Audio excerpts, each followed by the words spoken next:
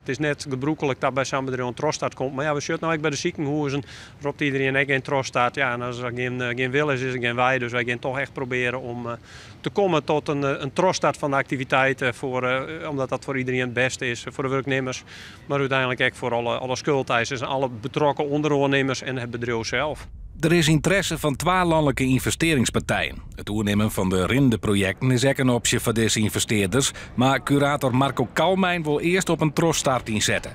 2 partijen die nieuwsgierig binnen. Wat voor partijen binnen dat dan? Nou, één partij die had zich meldt, ik verder nog net mee sprutsen. Dat is een grote landelijke investeerder die mogelijk zei, nou ja, ik wil wel informatie. Ja, en een andere partij, dat is ook een financiële partij. Maar ja, met name ik parteer met de opdrachtjouwer en met de Rabobank. Dat zullen waarschijnlijk mooi een plak vinden, zeker vreed, om te zien van ja, hoe kunnen we hier maar verder.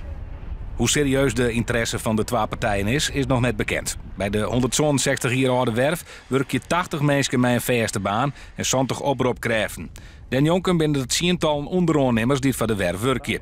Van Stroobos had het faillissement daarom een grote impact. Inwoners van ons zijn er werkzaam. Het is vrij prominent in beeld in onze skyline, zeg maar.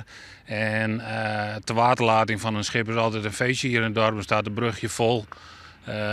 Dus op die manier is het bedrijf zeker geïntegreerd in ons dorp. En daarnaast ook sponsoring voor onze verenigingen, stichtingen, evenementen. Dus ook op die manier belangrijk.